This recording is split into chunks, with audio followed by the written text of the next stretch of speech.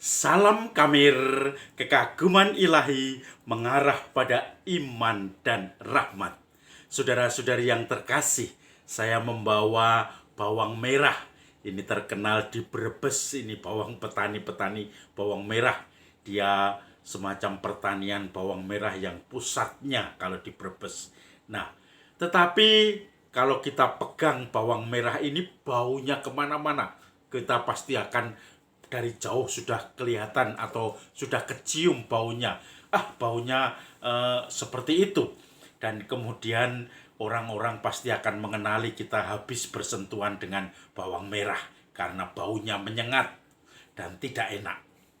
Saudara-saudari yang terkasih, tetapi bawang merah ini membuat saya trauma karena saya pernah ketahuan mencuri uang gara-gara bawang merah, uang ibu saya, ya. Jadi ini membuat saya trauma. Suatu saat saya memecahkan alat minumnya atau tempat minum teman saya ketika SD. Tempat minum itu dari gendul. Kalau dulu sering mengatakan gendul atau botol dari kaca, sehingga ketika jatuh pecah. Dan kemudian saya merasa bersalah karena saya nyenggol dan akhirnya menjatuhkan gendul itu atau botol kaca, sehingga akhirnya kemana-mana. Saya cepat-cepat ngambil sapu di sekolah, kemudian akhirnya saya kumpulkan. Lalu bagaimana saya ganti botol itu? Saya tidak punya uang. Dan ibu saya biasanya kalau belanja itu uang kembalian itu ditaruh di tempat bawang merah. Jadi uang-uang, bahkan kadang kembaliannya masih banyak karena uangnya gede. Kemudian waktu itu ya uang gede itu mungkin hanya 5.000, itu sudah gede sekali karena saya ingat uang saku saya paling 50 rupiah waktu itu. Kemudian akhirnya eh, ibu karena kebiasaannya menaruh kembalian belanja di tempat semacam besek yang dari bambu, itu tempat untuk bawang merah kalau ibu siap untuk masak, maka kemudian kalau ada saya ambil.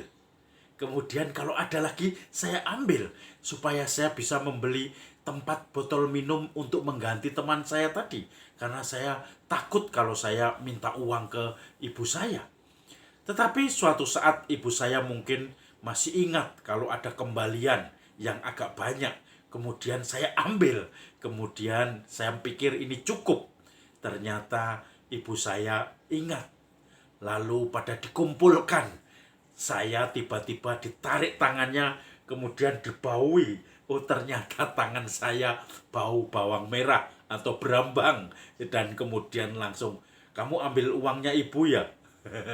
Saya tidak bisa mengelak lagi karena ternyata baunya bau bawang merah, bau berambang yang tentu saja dicuci pun kadang-kadang sisa bau itu masih bisa tercium. Maka kemudian saya merasa trauma. Setelah itu saya malu, saya ngambil uang ibu dan saya terus terang karena saya mecahkan kaca atau tempat minum teman saya itu. Saudara-saudari yang terkasih, memang kejahatan selalu meninggalkan jejak. Itu moto polisi yang terutama mengurusi reserse dan kriminal, karena mereka selalu berhadapan dengan kejahatan. Maka mereka, para polisi di reskrim, tidak pernah menyerah. Kejahatan, moto mereka adalah kejahatan selalu meninggalkan jejak. Dari jejak itulah akan digali pelaku dari kejahatan itu. Maka kalau tadi saya katakan saya ambil bawang merah, kejahatan itu mempunyai jejak karena tangan saya akhirnya bau bawang merah juga dan ketangkep di situ. Ibu saya seperti polisi yang langsung nangkep, ini pasti yang bau bawang merah yang ngambil uang saya. Saudara-saudari yang terkasih, tanda-tanda itu selalu bisa mengarahkan ke fakta-fakta tertentu. Kalau polisi di bidang kriminal selalu mengatakan kejahatan pasti meninggalkan jejak, lalu kita pengikut Kristus harus punya moto juga. Kebaikan pasti meninggalkan jejak. Kebaikan pasti akan dikenang. Kebaikan pasti akan membuat kita selalu berpengharapan dan berpenghiburan. Saudara-saudari yang terkasih, Injil hari ini, di mana kita memasuki Minggu Prapaskah yang kedua, bicara tentang transfigurasi Yesus. Yesus mengajak Petrus, Yakobus, dan Yohanes, 3 murid kesayangan ini, untuk naik ke bukit. Dan di atas bukit, rupanya Yesus kemudian bersinar berkilau-kilauan. Dan di situ ada Musa dan Elia. Mereka mempercakapkan tentang misi Yesus dan kepenuhannya nanti di Yerusalem. Maka Petrus, Yakobus, Yohanes tidak bisa apa-apa, hanya melihat dengan takjub karena pakaian Yesus, Musa, dan Elia sungguh-sungguh berkilau-kilauan. Maka Petrus mengatakan bahwa, "Guru, saya akan membangun tenda, yang satu untuk engkau, satu untuk Musa, satu untuk Elia. Karena di tempat ini sungguh tempat yang nyaman. Saya merasa kerasan di sini." Tetapi tiba-tiba awan melingkupi mereka bertiga. Dan kemudian terdengar suara, "Inilah anakku yang kupilih. Dengarkanlah dia." Lalu mereka kaget. Mereka dengar suara itu dari balik awan. Dan setelah awan pergi, tinggal Yesus seorang diri. Maka para murid menyimpan semuanya itu, tetapi dalam hati mereka pernah mengalami berjumpa dengan Yesus yang penuh dengan keilahian, berjumpa dengan Tuhan yang hadir menyapa. Tidak berjumpa muka demi muka, tetapi berjumpa tapak-tapak kehadiran Tuhan. Punggung Tuhan kalau dalam perjanjian lama, berjumpa dengan bekas-bekas Tuhan yang hadir. Saudara-saudari yang terkasih, kalau saya teringat sharing dari seorang volunteer, sukarelawan yang dulu menangani korban longsor di Jemblung, Banjarnegara. Jadi di Jemblung itu ada satu bukit yang besar dan di bawahnya ada semacam sungai dan lembah. Di seberangnya itu ada jalan raya dan ada kampung. Dan bisa dibayangkan, pucuk dari bukit itu seperti terbang atau terlempar atau ditembakkan dan sudah langsung meloncati bukit, sungai, dan yang pucukan yang banyak sekali volume tanah itu menimbun satu kampung. Dan satu kampung itu banyak yang mati, yang meninggal. Bahkan sampai sekarang jasadnya tidak ditemukan. Ada lebih dari 10 jenazahnya tidak ditemukan. Yang meninggal ada sekitar puluhan, hampir 100 orang. Dan itu menjadi bencana nasional pada waktu itu. Bahkan Bapak Jokowi juga mengunjungi di Jemblung itu.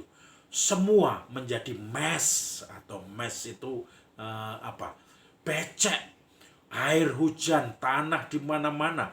Orang masuk setengah mati untuk mencari korban-korban itu. Tim SAR juga akhirnya berjuang setengah mati.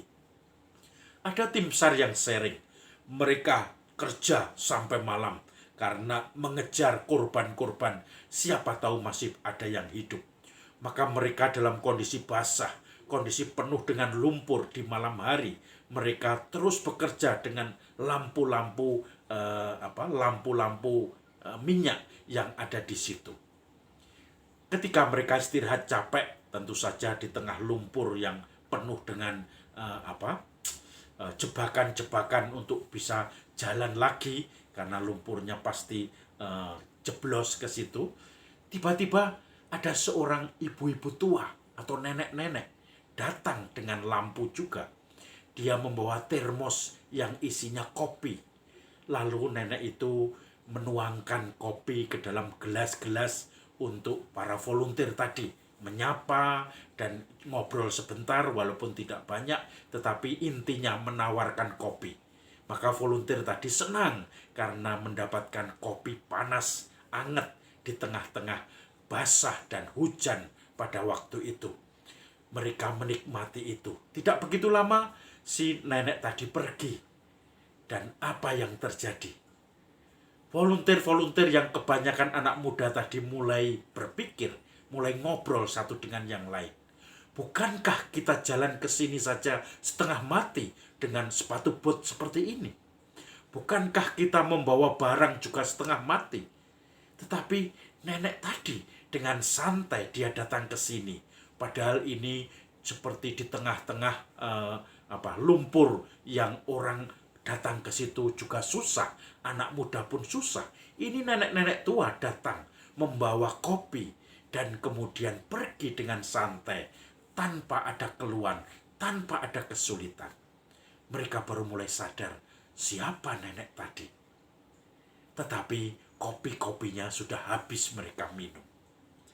Saudara-saudari yang terkasih, tentu saya tidak akan menjawab apakah itu malaikat, apakah itu yang tunggu di situ, apakah itu nenek beneran yang memang sudah biasa jalan lewat lumpur-lumpur sehingga tidak masalah. Saya tidak tahu, tetapi intinya adalah cerita ini dikenang oleh para volunteer. Mereka merasakan kebaikan nenek tadi, entah dari mana asalnya. Tetapi mereka merasakan itu adalah kehadiran Tuhan. Itu adalah tapak-tapak kehadiran Tuhan.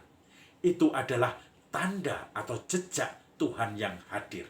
Yang memberikan dukungan pada anak-anak muda ini.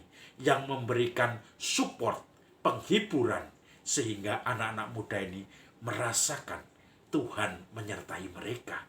Mereka semakin semangat dalam bekerja, tidak ada rasa takut.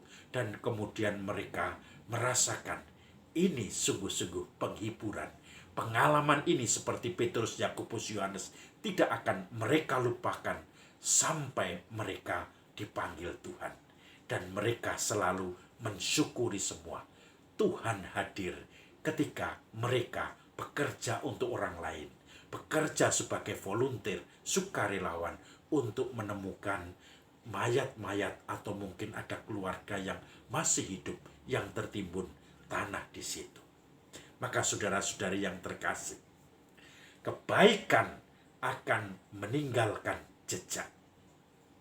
Salam Kamir, kekaguman ilahi mengarah pada iman dan rahmat.